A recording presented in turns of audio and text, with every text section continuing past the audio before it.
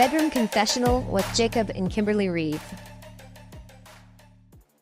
All right, so we're gonna try and do a podcast from our car because we're heading back from a wedding in Central California, and we got in a good discussion. We said we should record this because we got into a heated debate. No, we didn't. We don't really debate each other, some but we're trying to understand each disagreements. other. Yeah. But we don't know if we agree or disagree. Yeah, so we're exploring the. Hold on. I'm trying to stabilize our camera.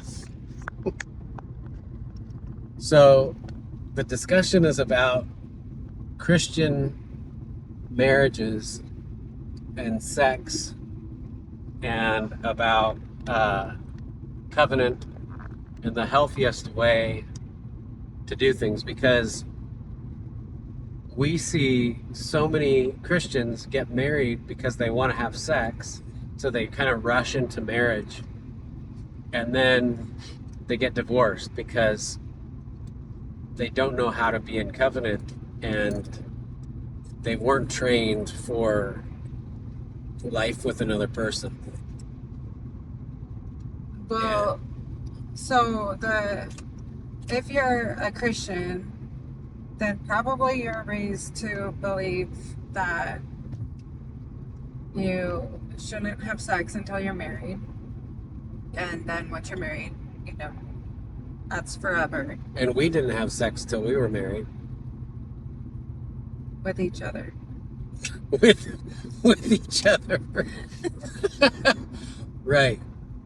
With each other.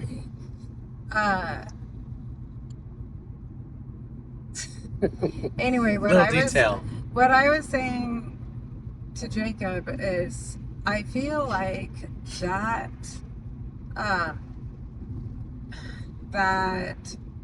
rule or whatever, I don't know if you call it, cultural, is really can be also very detrimental, even though it can be very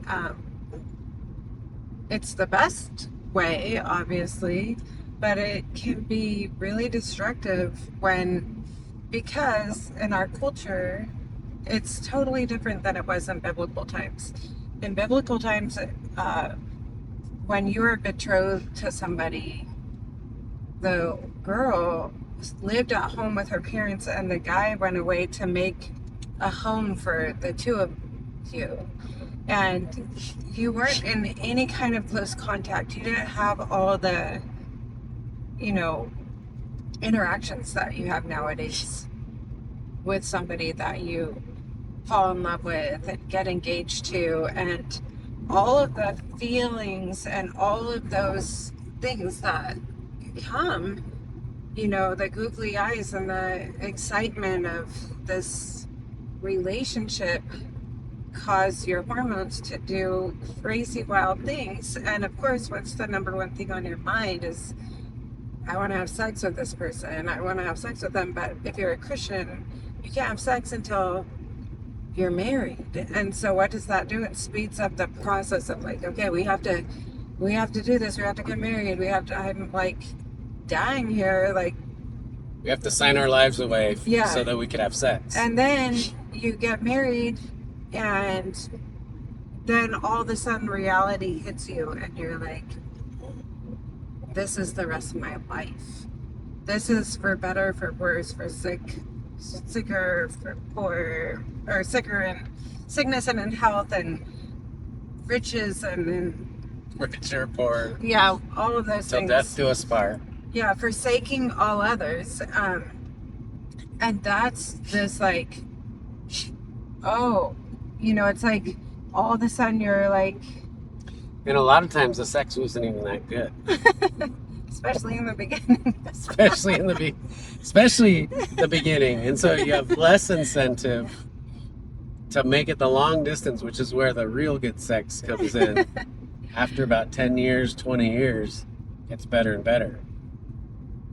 Anyway, so that's the discussion that we're having. Like, that seems like it isn't healthy either. Covenant obviously is the healthiest form of relationship. That was my question. I'm like, so are you saying we should ignore the traditions of covenant? And what Jacob was saying is like, what a covenant is you don't get the benefits until you've made that covenant, that agreement. You determine the value of the relationship before receiving any benefits from the relationship. So then you create security before any benefits, Right. which should add to the value of the thing. But in our culture now, it's so vastly different. It's like trying to get Sodom and Gomorrah to covenant. Like the citizens of Sodom and Gomorrah, that's like, all right, now you can't have sex, you can't do anything, all of that is evil, and you need to wait until you make a lifelong commitment to this other person before you can touch them. And it's like Sodom and Gomorrah, most Christians now have already participated in Sodom and Gomorrah. And the ones who haven't are totally ill-prepared, it seems like. And so just looking at the data, this is what I think, we spent a few minutes trying to go like, wait, are you saying that covenant is out the door? Like we shouldn't do that? No, that's not what I'm saying. What she was saying is that there's something broken. Well, because of now in our culture, it's not the healthiest thing, especially for Christians. And I think of Christian communities, there's like organizations where all the young Christians are, unmarried and together, and then they fall in love, and they're at the peak of where, their hormones are just going crazy and they want to have sex, and they fall in love with somebody, and they're like, yes, we have to do this and we have to seal the knot right away. But there's not the time or the education of who is this person who I'm marrying. And that, I think, is really unhealthy. And how do we bridge that? Like, how do we make that bridge, right? Where you can still protect the covenant and have that sacred, agreement, and not have sex before you're married, but still be educated and understand, who is this person? Am I willing to give my entire life to them forever? And are they somebody who, I can live with, and who is not gonna drive me crazy and we're gonna be absolutely miserable together? I mean, part of covenant is learning how to be with that person. Yeah, right? So the question is, what I would kind of teach is that, and this is something I have taught, is that, the whole point of life, I think from God's perspective, is our point is to produce holiness in us. And if we take the lesson from the very first chapters of Genesis, the very beginning of the Bible, and we try and figure out what those mean. In the beginning, God created, all the 6 days of creation, and on the sixth day when he created man, it's the first time, all the days of creation, after he sees what he created, he has an idea, he creates it, and then he inspects it, and if it passes his inspection, he says it is good, meaning it's functioning according to the design. The word for good there, tav, in the Hebrew, it's not like a moral good. It's not like it's morally good. It's a functional good. And so when he gets to the sixth day and he inspects man, Adam, he says it is not good for man to be alone. So it's just it's not good for man to be alone. This is where we get the idea for marriage, and these ancient people who, Moses, who wrote this, he's kind of contemplating what we're contemplating right now, which is can man be alone? It's not good for man to be alone, and he's hearing from God or whatever. And so God separates Adam, the original man. He takes the feminine out of him and separates the feminine from the masculine, which is amazing. And then from that point forward, he's just like, now this is the perfect creation. And from that point forward, all chaos breaks loose, which is intentional. And I feel like the wrestling that happens when you're married is supposed to produce holiness in us. And what I mean by holiness isn't purity. I think there's a big difference between purity and holiness. And I think purity is gives you this idea of staying away from things that can make you dirty. And the entire Old Testament, all the law of Moses was about washing. If you read the book of Leviticus, it's like, if you touch a dead body, then do this many amount of washing, and you wash in this way. And if you go near a woman who's menstruating, you have to wash like this. And if you eat something that was bad, then you have to wash this way. And it's just all of the Old Testament law pretty much is about how to get clean after you've been made dirty. And that's kind of what purity is about. Purity is kind of about staying untouched by dirty things. And in the New Testament, we have one baptism, which is, the word baptism in Greek literally means washing. And so baptism is the New Testament. We have one baptism. We have water baptism, but then we have the baptism in the Spirit that makes everyone clean, even the Gentiles. It was in the book of Acts when Cornelius was baptized. Peter's like, oh no, he was baptized in the Spirit before we water baptize him. Let's water baptize him really quick so that we can pretend that he's clean, even though the Holy Spirit already made him clean. And so we have this fascinating teaching about what makes us clean. And Jesus is like, it's not what goes into your mouth that makes you clean, it's what comes out of your mouth that determines your cleanliness. And from that we see that it's the same thing, same picture of the New Testament. Wherever the Holy Spirit goes, he decides that thing is clean, and he makes that thing clean, and the Holy Spirit is everywhere. So I mean, my belief is that the fruit of the Spirit, love, joy, peace, patience, kindness, goodness, faithfulness, gentleness, self-control, when those come out of us, those are the things that show we've already been cleansed, because we're living from the Spirit. It's not the things that we touch, it's the things that are coming out of us that shows when we're clean. Anyway, that's a big tangent. Yeah, I don't even know what that has to do with what we were talking about. Well, I think the reason why I'm bringing that up is because my question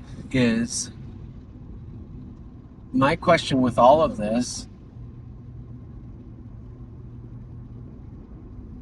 I think, is the point of marriage is to produce the fruit of the Spirit.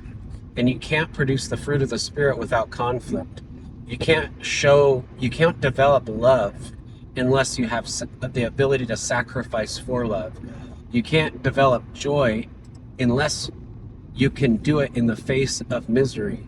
Like, you can't develop peace unless you have war going on in your life. So like the fruit of the Spirit, God gave us relationship. He separated the feminine from the masculine so that we would long for each other, and then we would get married. And when we're married, the love for each other, and maybe even the desire for sex, would demand that we also develop holiness, which is the fruit of the Spirit, the love, the joy, the actual, not the purity, but the actual internal beauty that God is after in us. And that's, I think, the whole point of life, is to find someone that will help you develop I that agree fruit. with that, but I think in the culture, when these parameters were set for marriage, women you weren't like hanging out 24/7 with this No person. hanging out. You didn't hang out until your wedding day, and then all of that courtship and feelings would develop after you had sex. And it wasn't all beforehand leading, all the stuff that leads up to it that makes you, like, I just feel like our culture isn't set up for that type of, I don't know.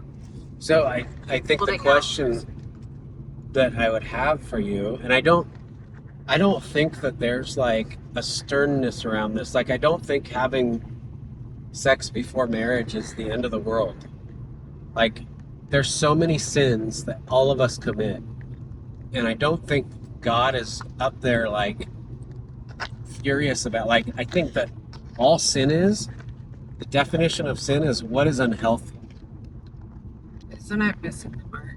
It is missing the mark, but I think from God, like, if my kids were to sin, why would I care about them sinning? Because it's unhealthy. Not because of some arbitrary rule that I have. It's because I want them to have a great life. And so I also think that it isn't healthy to develop all these really crazy feelings and then all of a sudden you're like, well, we just have to get married to satisfy them, and then it's not the right person. Right. But here's my question. My question is, there's kind of the spectrum of, like, on one side, you could have, so should we forget our culture and just go with the biblical covenantal culture, and parents should keep their kids close? Like, let's go to the extreme, like the very, very far, let's call it the right. And the very far right is keep our kids completely, separated from all worldly culture. Cloistered. Cloistered away, and find another family, like the one other family in America that's also cloistering their kid. Obviously, no. I mean, so no, I'm not saying that. I'm just saying there's a spectrum here. So let me finish the spectrum. Okay. So on one side, you have the ultra cloistered kids that you're like waiting, and you're like, we're going to plan out their marriage. You're going to have a planned marriage. And then on the other, which is very biblical, and then on the other end of the spectrum, it's just like, let's forget about all that. Let's just try to do our best with, and your kids should test out, live together, sleep together, all of that, just totally carnal, but then have also, some sort of Christian belief in there too, which both of those are expressed in the United States right now, still to this day. And it's becoming more and more on the left. But I know that there are people, I know that, like, people want to be pure, and they want to, there are people who want to have that relationship where it's totally pure and they keep themselves until marriage. I'm just saying that the way that everything's set up in our culture, it makes it so hard to really so much harder to do that. And it's like the evidence is 50% of them are getting divorced after even like less than a year, a lot of them. Right. And then the problem is, and this is where the problem is, this is the problem, I think. And that leaves you with more baggage than if you just slept together without getting married. Exactly. So that's a big problem. If 50% of Christian marriages are failing because of... And couples who get married so quick, young couples, they get together, they get married, and then get divorced within months or whatever, a year. That's very detrimental. That's so bad. But I think where the problem is, and what I don't have any answer to, but I feel like it's important to figure out the answer is, how do you do both? How do you educate a couple on how do they find out who this person is, and do I really want to be married to this person? Is this the right fit for both of us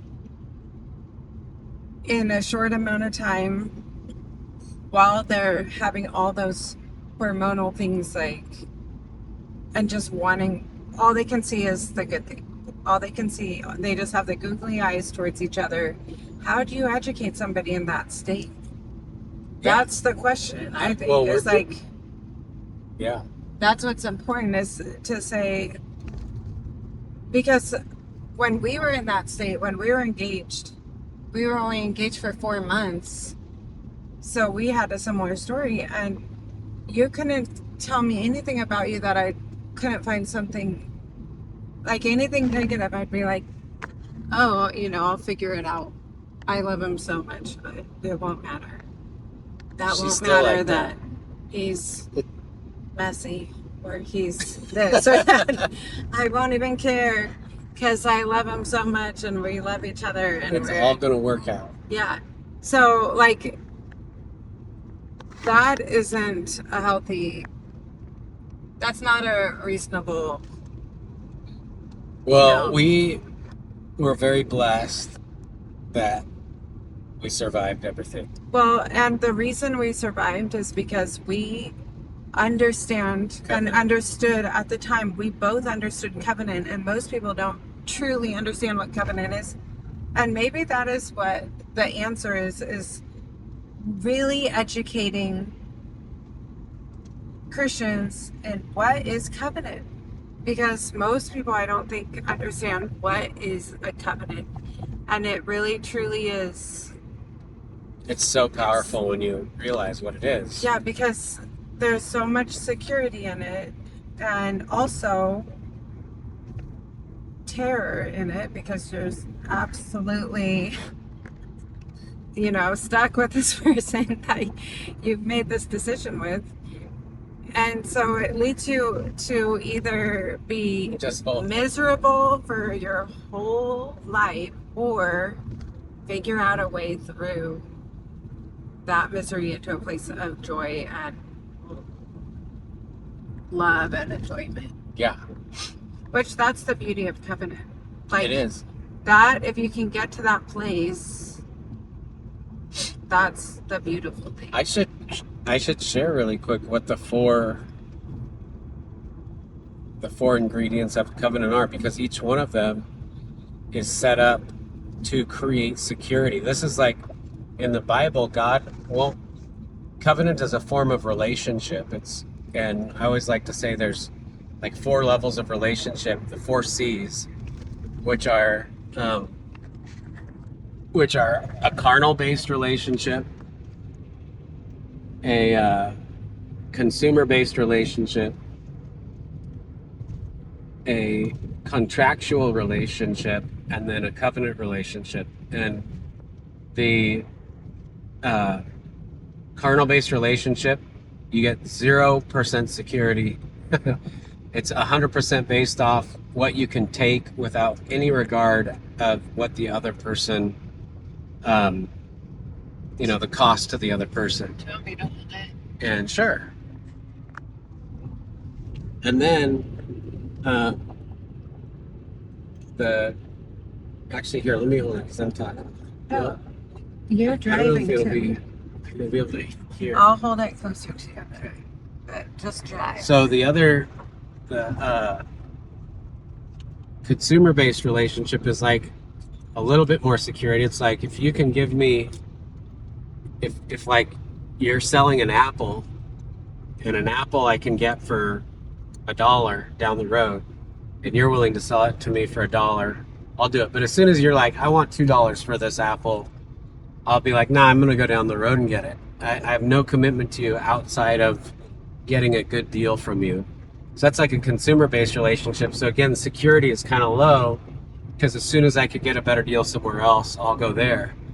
And then a contractual relationship is like tries to offer you more security, and it does, than a consumer-based relationship. But it's like it writes it down and it says if I violate X, Y, and Z, I'm committing to do this, and if I violate that, you have cause to leave.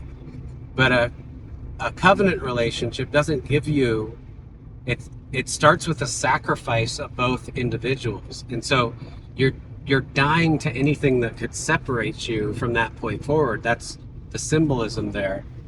And there's 4 major ingredients in a covenant. There's the vows, which are not just promises, they're promises unto death. That's what a vow is. I vow to do this unto death. And so there's vows, there's a sacrifice, which in marriage covenant, it's the sacrifice of our independence for the sake of union. So you're no longer going to think of yourself as the independent self. You're only going to think of yourself from that point forward as connected to, attached to this other person. And so you're going to think of yourself together with them, which is co-independent. It's kind of codependence. It's like a lot of these things. And a lot of these things that people like to talk about right now. And so that's the second part. And then the third and fourth part are the seals or the signs of the covenant, which in a marriage is you exchange rings, which, you know, in our culture and in Eastern cultures, the men might grow a beard and the women might cover their head, which means that they're married. They're in a marriage covenant. And but what does that do? That's public honor. That means in public. So whenever you're in public, how do you speak about your spouse? How do you present your spouse? How do you honor them? So public honor is the third part of a covenant, which again, public honor just goes to create security in the relationship. How you speak about your spouse in public, only speaking honor of them in public, makes them feel very secure in your relationship. Sacrifice makes them feel secure. A vow makes them feel secure. And then finally, the fourth thing is private honor, which is your sexual relationship, which is maintaining that sexual desire for them. And whenever you have sex, that's like another sign, another seal of your security, of your marriage covenant. So a covenant is all the parts that are in place for a covenant. The four ingredients of a covenant are all there to keep security and value upon your relationship. And when you have those things and you're doing them intentionally daily and weekly, and you're aware of those things and you keep the covenant as a high value, then it's very hard to become insecure in your relationship. And whenever you feel secure in a relationship, you're honest in the relationship. And whenever you're honest, you can be vulnerable. And whenever you're vulnerable, that's what creates intimacy. And that's why it's so important to have secure relationships, because then you can be honest, then you can be vulnerable, then you could be truly intimate and feel an amazing amount of fulfillment in your relationship. Anyway, that's a big tangent, but it's an important tangent. Yeah. Well, speaking of that, another thing that we're talking about when it comes to honesty with your relationship with your spouse is how I think statistically speaking, the amount of men, Christian men, married men who are looking at pornography is like 50%. It's way above 50%. Yeah, way over 50%. And the amount of let me add this, the amount of wives that know that their husbands are doing that is like 10%. It's really low. so part of our discussion earlier too was about that topic and How to navigate that. yeah, and how to introduce, or how to because if you're in a covenant with somebody, you shouldn't have those kind of secrets, right? But here's the problem is, so before all of that, before you can be honest, you have to feel secure, which is safe. And most men are terrified to be honest about that particular thing with their wife. Because why? Because wives are not prepared to hear that. Right. Wives are going to freak out and think they're cheating on me. Feel very insecure. That's going to create a tremendous amount of insecurity in the wife. And so how do you navigate that? Here's Treasure, our son. He's got earphones in. He does not want to be a part of this conversation. Hi, Treasure. We're still on our podcast. Yeah, Are you still have your headphones in? I just took them off for a second. Okay. Perfect timing. Perfect timing. You could be a part of this if you want. So, what were we talking about? We're talking about Honesty. honesty and pornography. Oh, my head.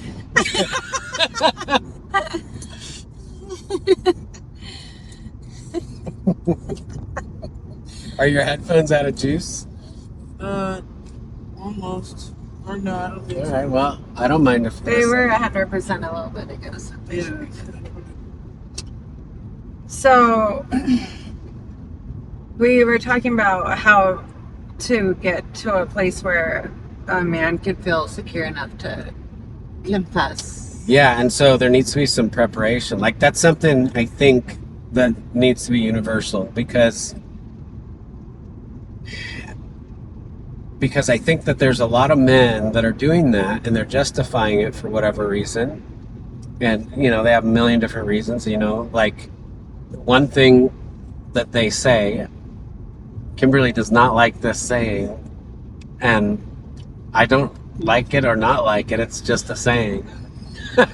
But they say that men typically cheat to stay in the marriage, and women cheat typically to get out of the marriage.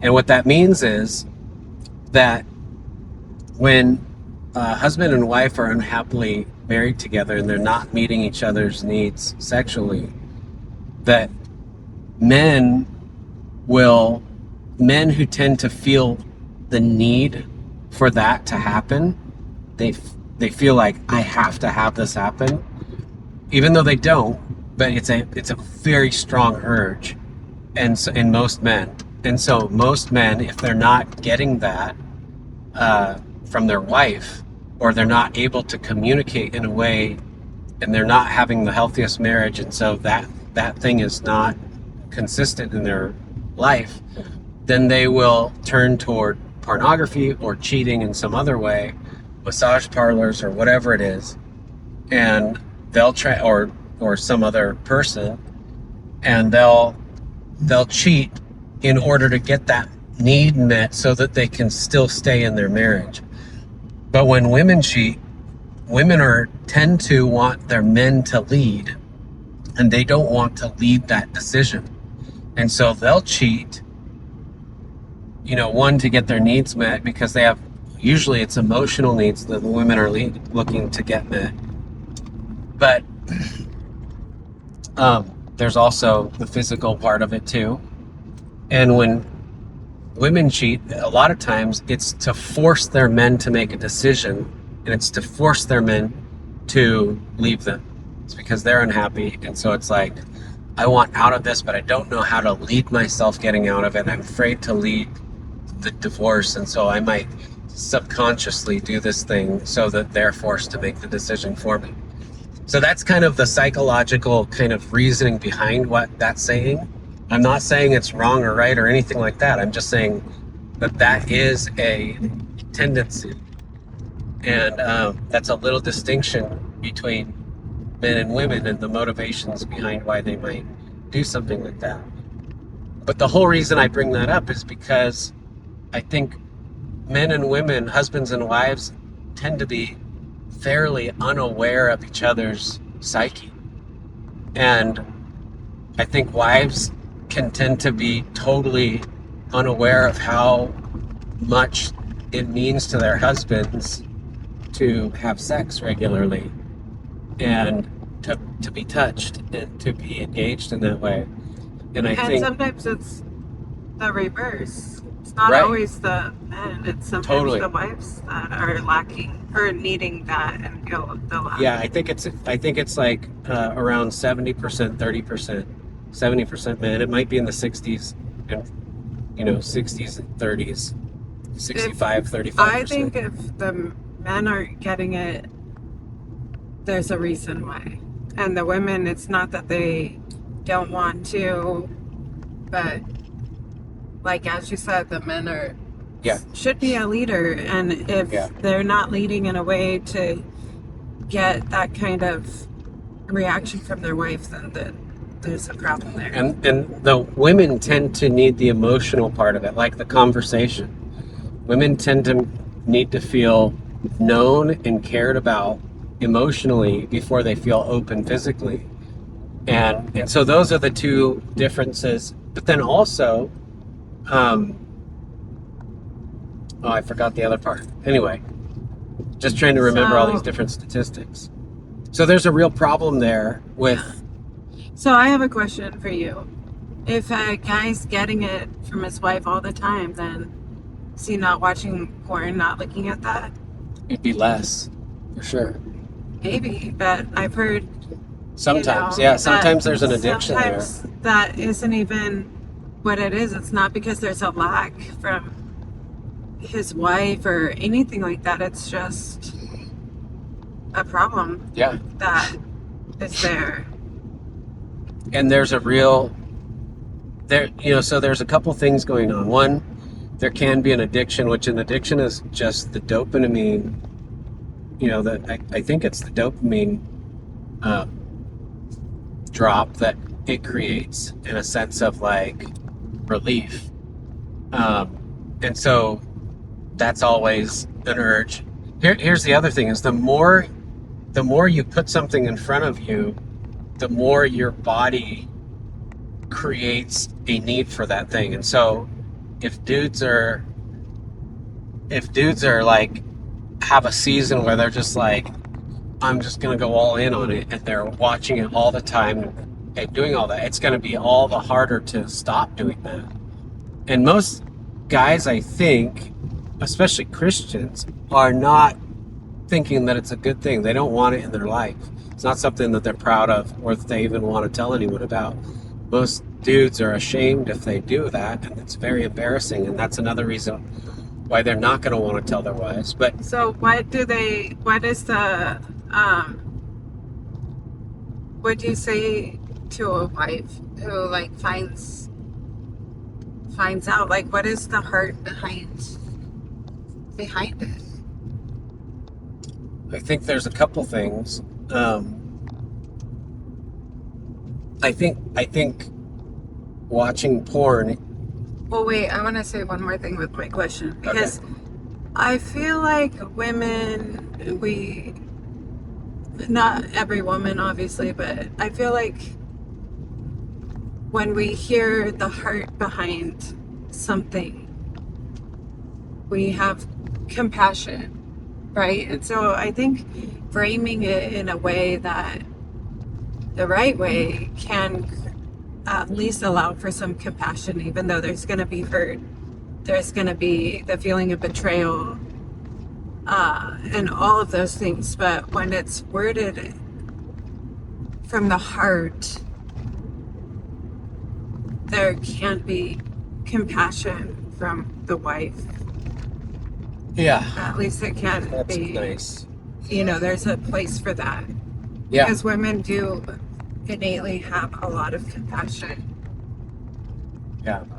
Well, I think that here's one scenario: is like, say in some marriage, there's a guy who is really stressed out, and his wife is under a ton of stress too, and this is like actually like the most common reason behind it.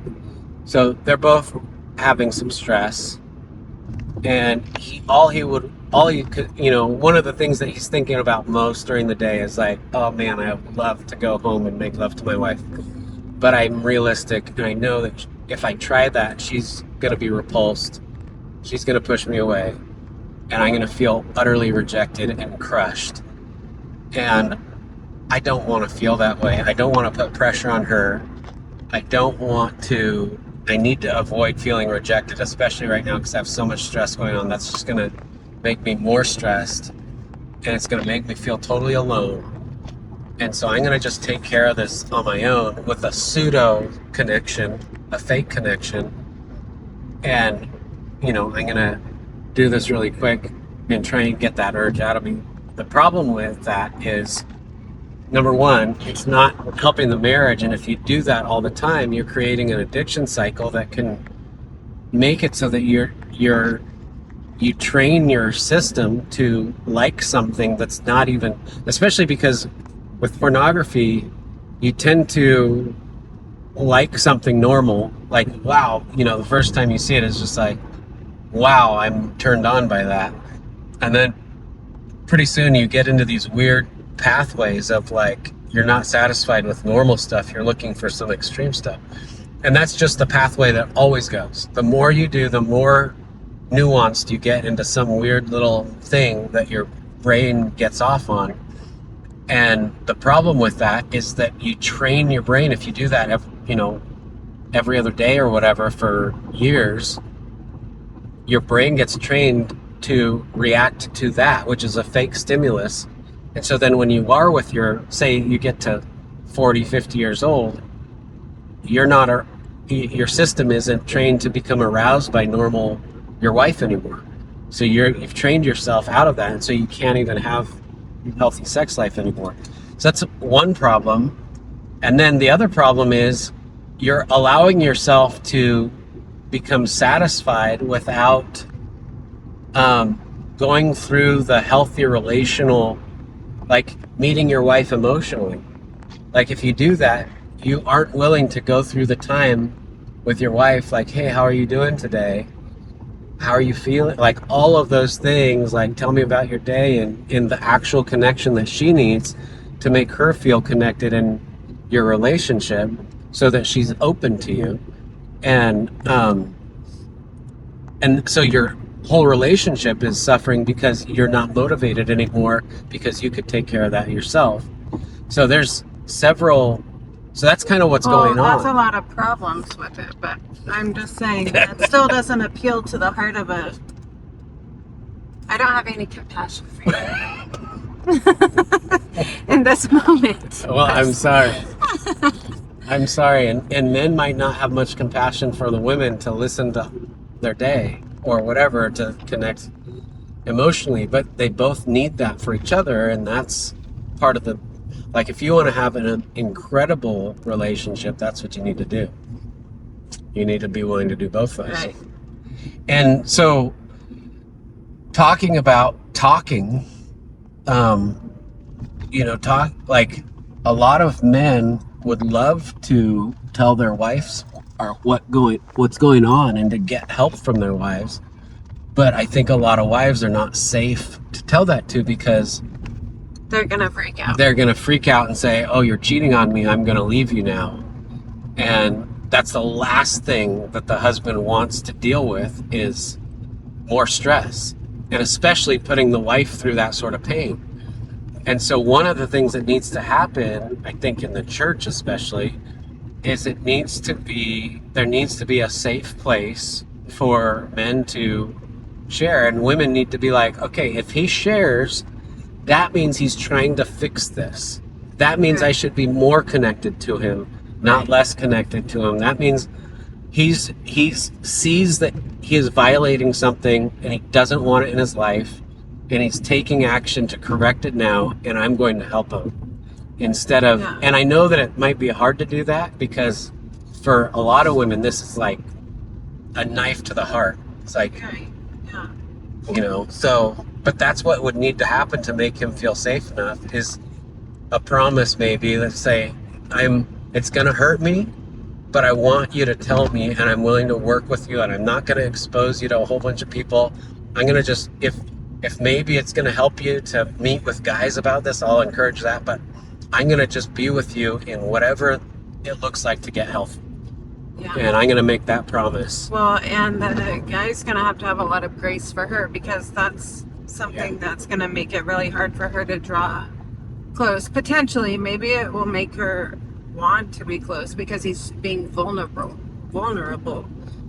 Eventually, though, it works out better. In the men that I know that do this, it's like in the, weeks and months down the road, it's like, okay, we're totally honest now. And we broke the ice, and now we have a relationship that's we're being totally vulnerable with each other. And that opens up a level of intimacy that's incredible. That's like incredible amount of intimacy. And that's the key. That's a huge key to getting to where a place that you'd want to go in your relationship. So, in conclusion, before I bust into these chips,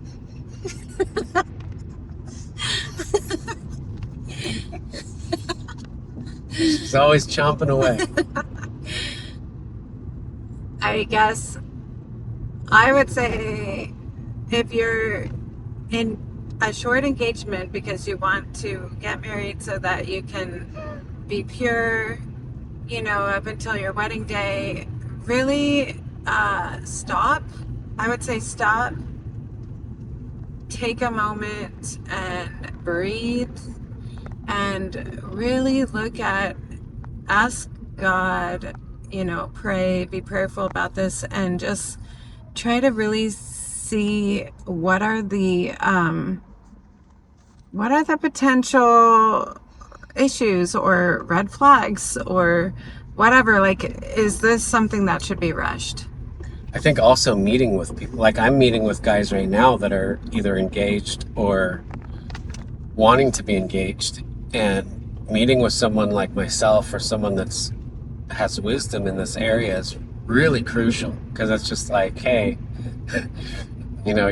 are you sure you want to make this forever commitment just to have sex with this person? You can do it, but here's what a covenant is.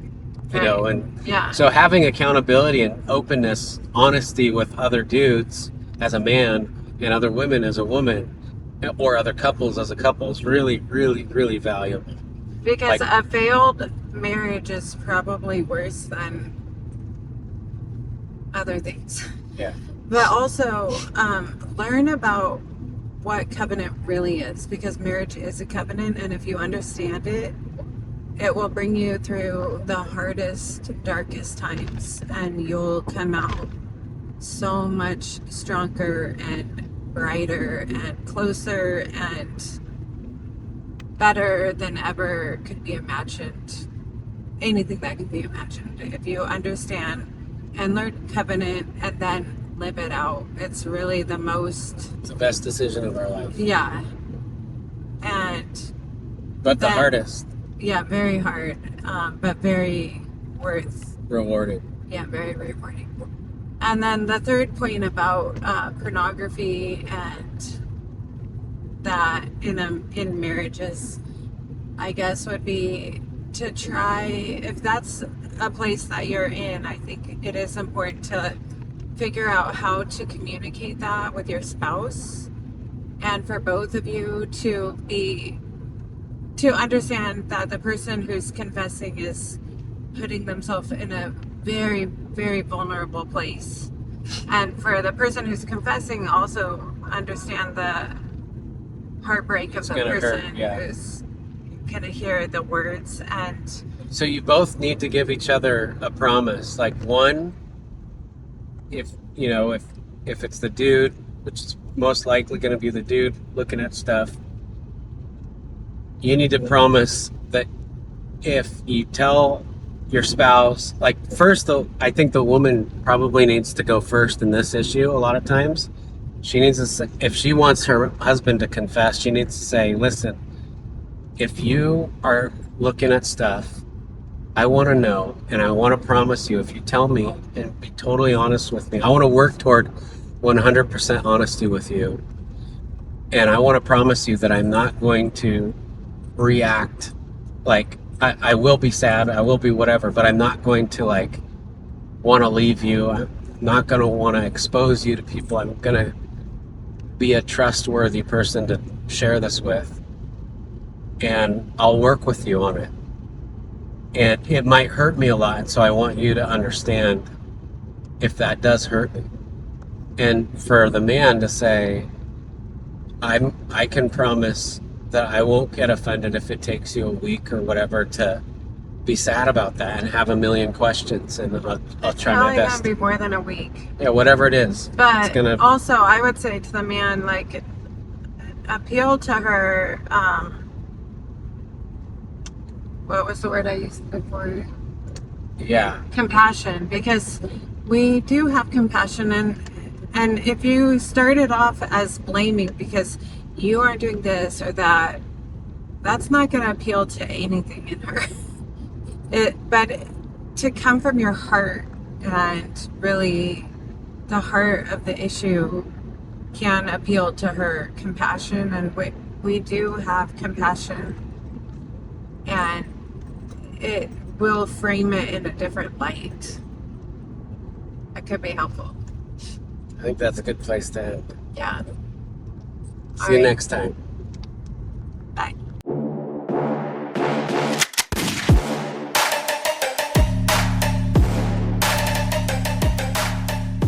The Bedroom Confessional with Jacob and Kimberly Reeve.